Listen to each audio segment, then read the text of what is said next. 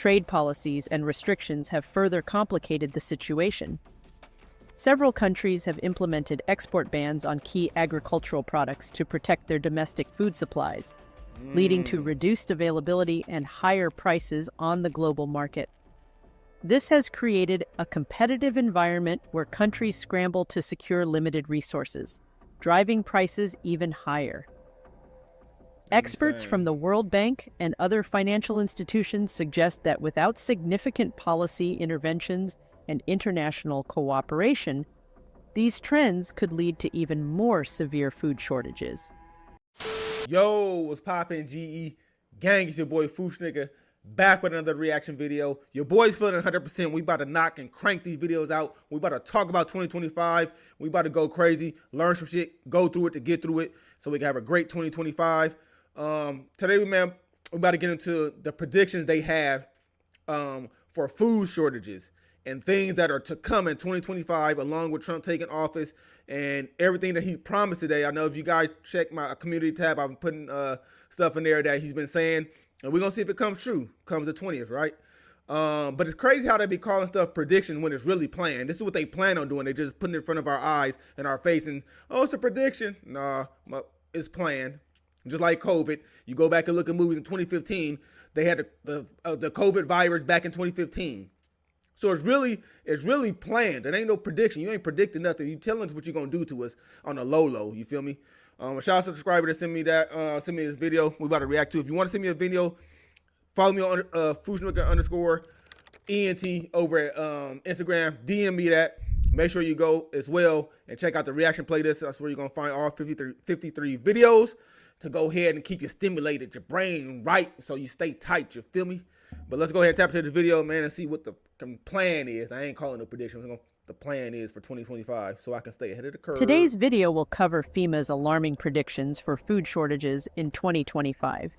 Based on an in-depth analysis of the latest data and multiple expert opinions, we'll explore the underlying causes, the potential impacts, and the necessary steps to prepare for these challenges. Number 1, economic instability. Economic instability is significantly impacting global food security, primarily driven by rampant inflation and persistent supply chain disruptions. According to the World Bank, the aftermath of the COVID-19 pandemic and the ongoing geopolitical conflict, notably the war in Ukraine, have caused a dramatic spike in inflation rates. You think? Over 60% of countries are now experiencing food price inflation above 5%, which has exacerbated food insecurity worldwide. The economic ripple effects from the pandemic have led to a considerable increase in production costs, including transportation and labor, which are passed on to consumers through higher food prices. These elevated costs are not just a transient phase, but are expected to persist as economies struggle to stabilize. The war in Ukraine has further intensified this issue. Insane. Ukraine and Russia are critical exporters of grains and fertilizers. The conflict has disrupted these exports, leading to shortages and price increases on a global scale. Countries heavily reliant on these imports are facing acute challenges in maintaining their food supply chains. The disruption in fertilizer supply, in particular, has a cascading effect, reducing crop yields and leading to higher prices for essential commodities such as wheat. Man, we already know the war in Ukraine, which we keep, you know what I'm saying, sliding them millions and billions to the side type, you know what I'm saying? But listen, this is what I'm saying, man. We talk about where a lot of people are going and what a lot of people are doing when they're living in their cars, living RV, going to get little campers, tiny homes. Listen, me and my brother talk about this all the time. Go get you some planters. I don't care where you live. Go get you some planters, buy you some seeds, and grow your own food. We really got to be self-sustained because they poisoning our food anyway. This ain't just living off the grid type or living in your car because you can't afford rent. A lot of people are choosing to live in their RVs and go buy campers and sell their house and go get big RVs. You know what I'm saying? But you may as well grow your own food at that point too. That way you saving double the money, and then the food that you're growing is really organic because you know it's not sprayed with pesticides. You know what I'm saying? And then you won't have to worry about a shortage or rushing to the store when people are going there and buying like every bag of potato not leaving you none. You know what I'm saying? You have your own shit, man. That way, when it's chaos to be on us, we're not in that chaotic kind of, you know what I'm saying? We're like, we're gonna let them go do whatever, man. We cool at the house. As long as we got our toiletries and like that, we straight. So, man, listen, these videos we do, man, we learn from these motherfuckers. Like, just got to. And corn. Persistent logistical issues are also a major factor in supply chain disruptions. Reports from the USDA indicate that these disruptions are leading to sporadic shortages in grocery stores. These logistical challenges are multifaceted, including transportation bottlenecks, port congestions, and a shortage of labor in critical sectors like trucking and warehousing. Such disruptions hinder the smooth distribution of food, causing localized shortages and increasing prices for basic food items. In addition, the global economic slowdown has reduced purchasing power across the board. With many countries facing recessionary pressures, the ability of consumers to afford essential goods, including food, has diminished. This economic strain is particularly severe in low-income countries, which already struggle with high debt levels and limited fiscal capacity to respond to these shocks. Trade policies and restrictions have further complicated the situation.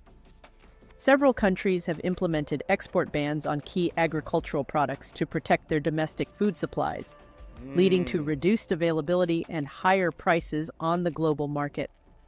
This has created a competitive environment where countries scramble to secure limited resources, driving prices even higher. Experts from the World Bank and other financial institutions suggest that without significant policy interventions and international cooperation, these trends could lead to even more severe food shortages.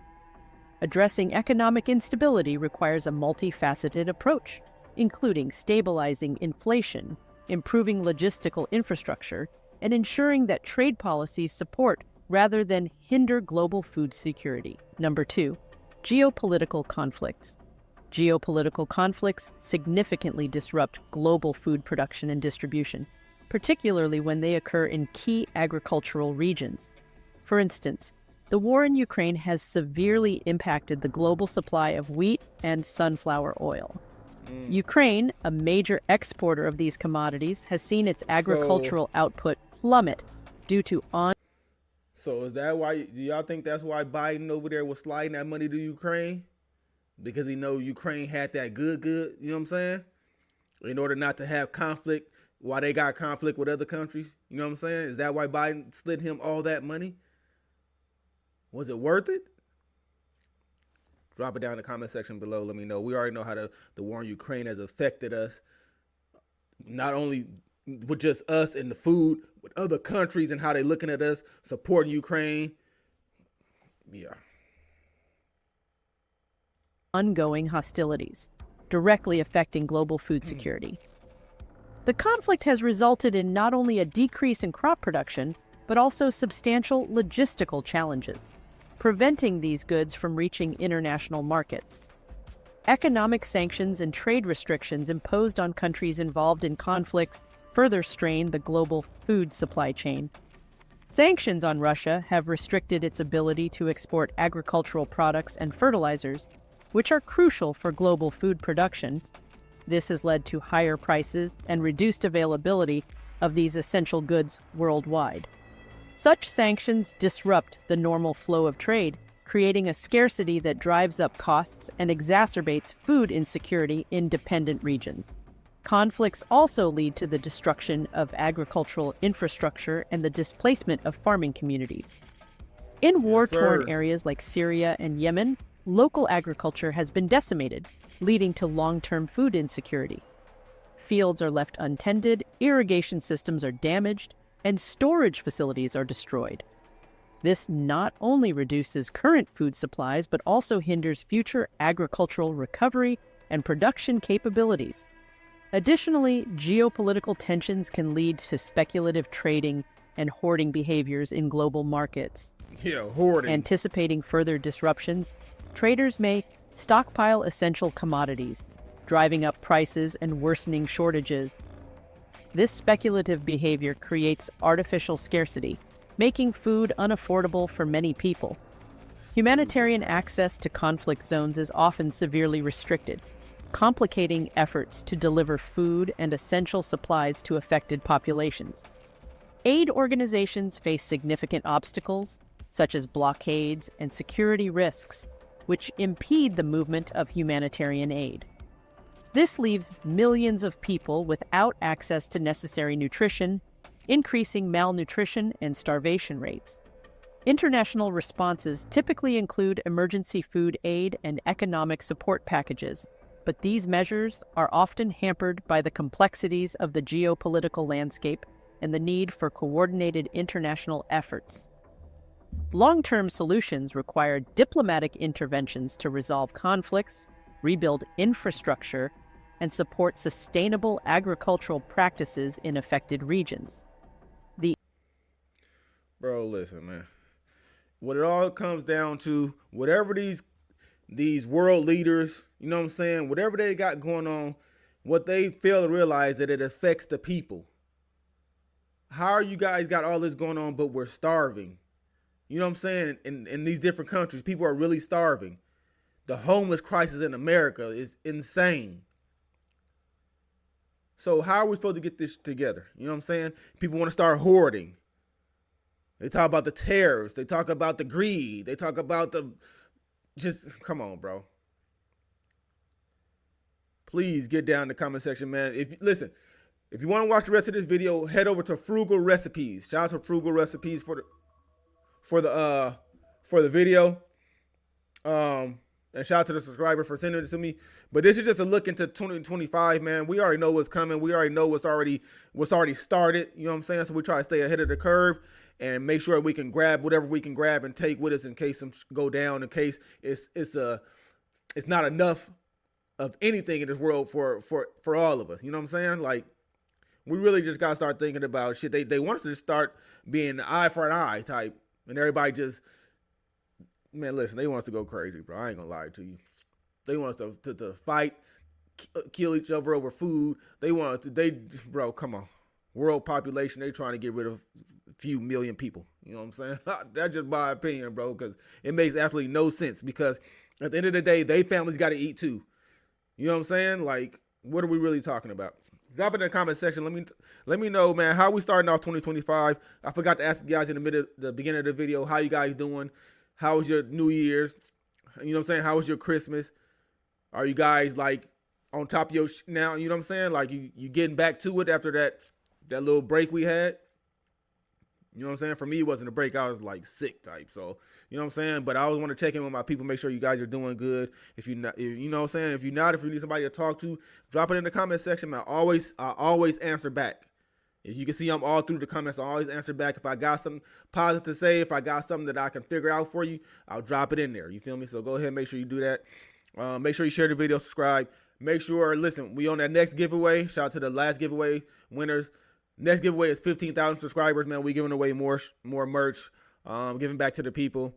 If you don't got no clothing, I would love to go ahead and send you some free stuff, man. And you know, stay warm type, because winter time, man, it's getting cold the fuck out here. The Midwest, the West, you know what I'm saying? The East Coast, it's cold, man. My homeboy called me from Texas. It's about to snow in Houston. It's crazy. You know what I'm saying?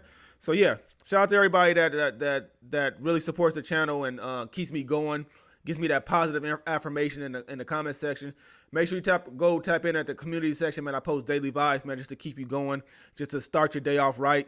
Sometimes I do post later than I want to, but for the most part, I try to get it out at 8 o'clock in the morning just to set the tone. You know what I'm saying? Because perception is everything, man. If you could read something positive, you might have a positive outlook on the rest of your day, even if it starts off effed up. You know what I'm saying? You just never know. So it does that for me. And then, you know what I mean? That's how I get through my days. So I quick to read it. Then I post it because I want you guys to get a piece of that. You know what I'm saying? It just feels good, to be honest with you. So, and I like it. I get a lot of positive feedback from the vibes of the day. So I'm gonna keep on doing those. We're gonna keep rocking out. We're gonna keep supporting each other. We're gonna keep uplifting each other. We're gonna keep staying motivating and inspiring. It's your boy Foosh Nigga, man. I'm gonna catch you guys in the next video. We only turn it up, man. Yeah, make sure you go over and follow my other page. It's Foosh Nigga. You might like it. I don't know. Go tap in. You might find out. I'm gonna catch you guys in the next video. Gone.